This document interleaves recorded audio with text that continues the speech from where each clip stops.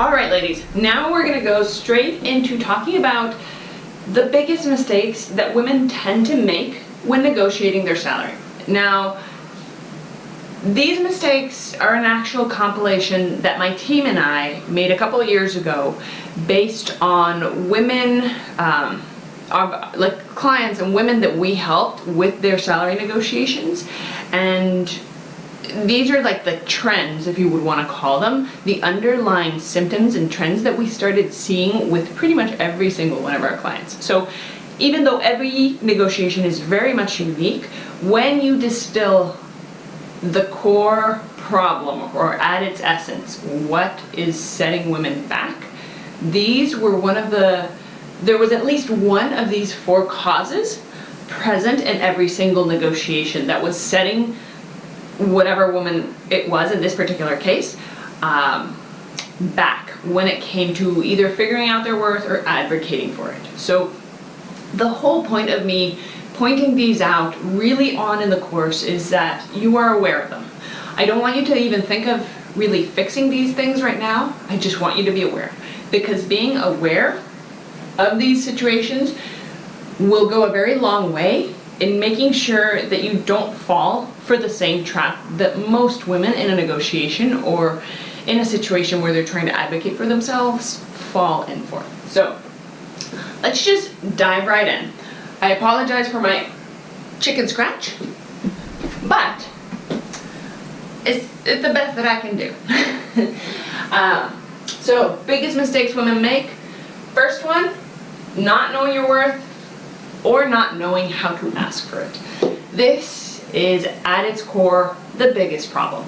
So many of us get wrapped up on the idea that we're not earning as much as our peers or as much as so-and-so, and that we're being underpaid based on the market and such. But the reality is, if you can't quantify exactly what you're worth and rationalize it to your boss in, well, rational thinking and explanations with numbers and reasoning that makes sense to the bottom line, the reality is your boss is not going to care.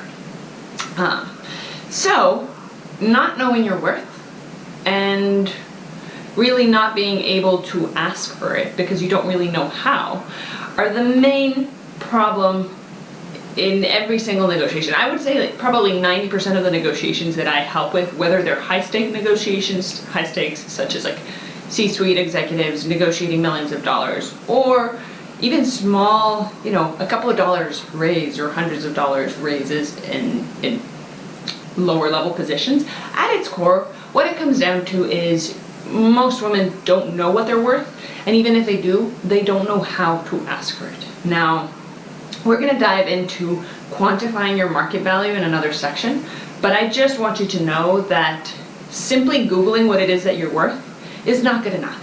Companies don't set your salary by simply Googling what whatever position should earn.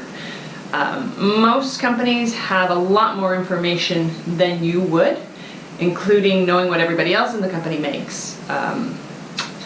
They also have what's called market data, so they might have access to purchased and paid surveys. They know internal equity, which basically means that they know what everybody else around that particular position is earning. So there's an informational disadvantage, but we are going to teach you how to kind of level the playing field a little bit so that you actually know what you're worth. And then of course, we're going to teach you how to go about asking for it. And there's a lot of different techniques to ask. It really is all going to come down to the dynamics of the conversation and the key players that you have going into whatever negotiation or situation you're in. Because there's a lot of variables there, and you are going to be needing to figure out how to control them. But we're going to give you all of those tools. So for right now, like I said, we're just working on awareness. You need to be aware of these things. Fear of rejection. That's the second biggest issue that we see happens or sets women back when negotiating.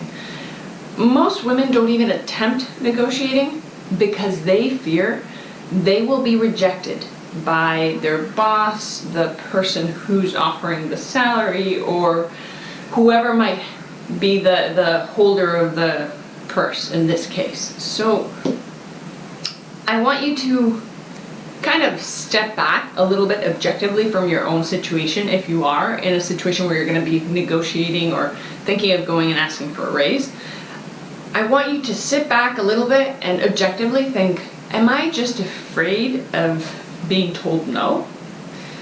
Because if so, I want you to really reframe your perspective and rethink this. The reality is, a no right now doesn't necessarily mean a no forever.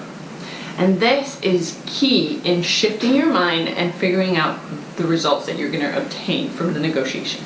Most women tend to walk into a negotiation thinking, all right, I'm going to go, I'm going to ask, and once they do, and they get pushback, which, by the way, I always tell every woman, make sure you're prepared, brace, and expect pushback in a negotiation.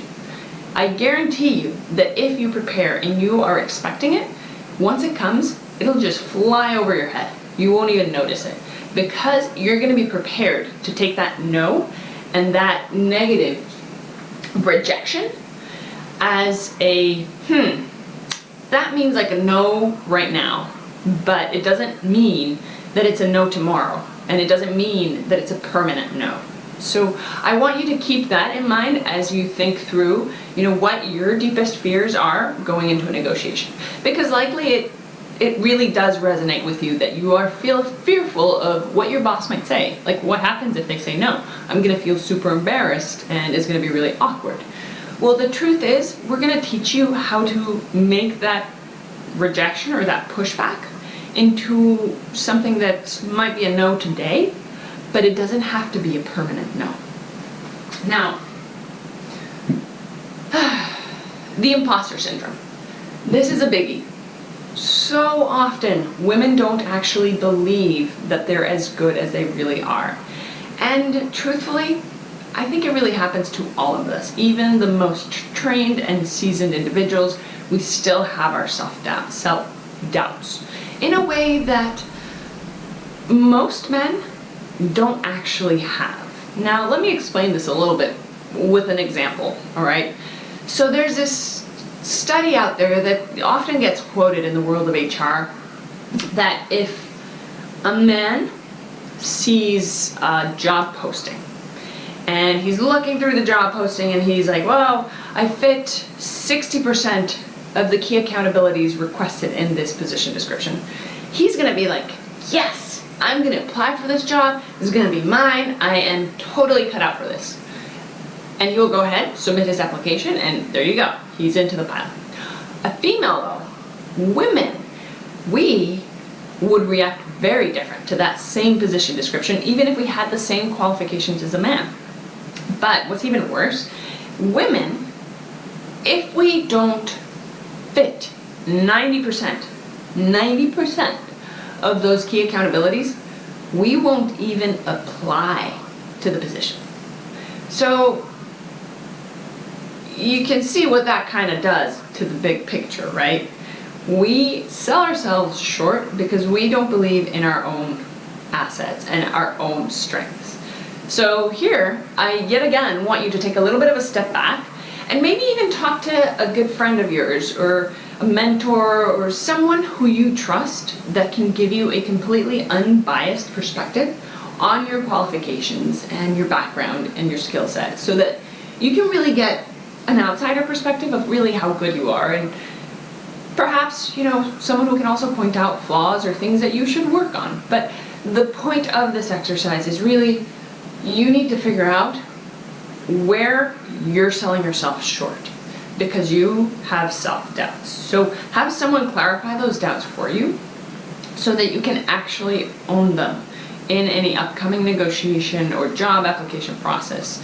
So you can actually be competitive relative to your own market and to your own peers. So with the imposter syndrome, let me tell you a little bit more of what goes on. And I am going to really suggest that you Google, there's a TED Talk by this woman named Amy Cuddy. and I'll see if we can put in a link in the module for you, that really talks about the imposter syndrome and exercises that you can do to just really get over yourself and go into any conversation feeling confident and feeling strong about yourself. Like a very basic exercise is to breathe in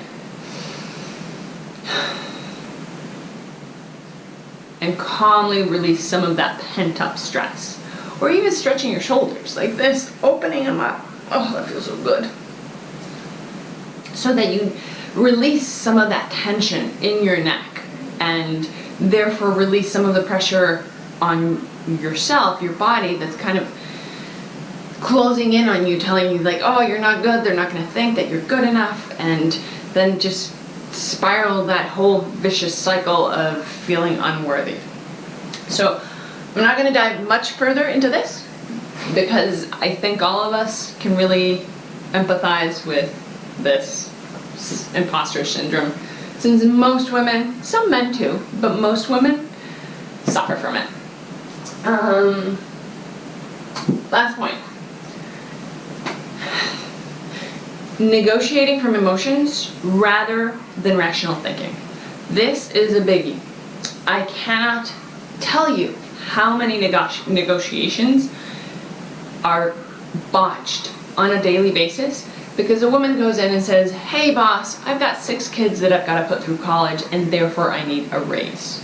The boss might give you a sympathy raise, but the truth is that raise is not as high as it could be if you actually used a rational argument that ultimately impacted the bottom line of your employer, right? So let me give you a really good example. Here's a story of a client.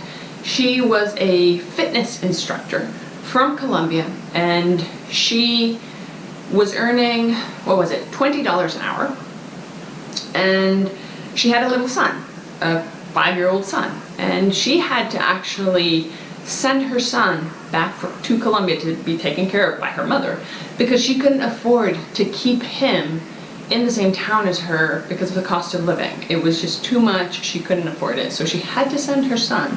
And imagine sending your only child back home to a different country with your mother and not knowing when you're gonna see him again.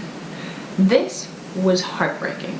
She, even before sending her son back to Colombia, she actually went to her employer and said, listen boss, I'm about to send my child back to Colombia because I can't make ends meet. I can't get enough hours and what I'm earning is just not enough. Can you please give me a raise?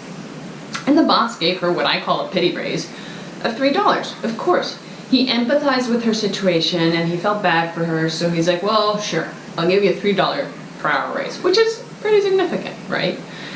But even then, she still didn't have enough hours to make things happen, so she had to send her son back to Colombia. And it was heartbreaking because after this, she came to me and she told me her story, and she's like, yeah, I had to send him back home because I can't make ends meet. Even at $23 per hour, it can't happen. And honestly, I don't know when I'm gonna like, this is with tears in her eyes, I don't know when I'm gonna see my son again. And I'm like, whoa, whoa, whoa, whoa, whoa. All right, let's help you out here. So it took us probably the better part of 2 months to work on this. And that's the other thing. Don't think that a negotiation or setting the stage for a good negotiation is gonna be instant. It took us the better part of 2 months, but we crafted an ask that was gonna be impossible for her employer to reject. We crafted a situation where she essentially tripled the number of students that came to her class, her fitness class, therefore tripling the bottom line for her employer, for the gym that she was working in. So when she, and then, you know, we can go into much depth as far as to how she did it. You know, we used social media, reached out to her contacts, and kind of told them the whole story. So at the end, you had like just masses of people coming to her class, and she became the most popular instructor at the gym for good reason. So then she went to her boss and said, listen boss, I'm delivering 3 times the number of people that you were originally expecting in this class. I need for you to at least double my salary or double my hourly rate. And that, my friends, is how she went from $23 an hour to $50. Why? Because it became a non-issue. She was bringing in way more than what was expected of her, to the point that she became so invaluable to the gym in terms of the revenue and the bottom line that it was a total rational argument to ask for twice as much. So that's really what I mean when I'm talking about negotiating from a rational place rather than emotions. Your emotions are a valid excuse or a valid point for you, but not for your employer. You need to craft the perfect argument so that your employer can say no. All right, I think that's pretty much it for now. I'll let you take a little bit of a break, think about these things, and we'll see you in the next module, program, section. See you in the next section.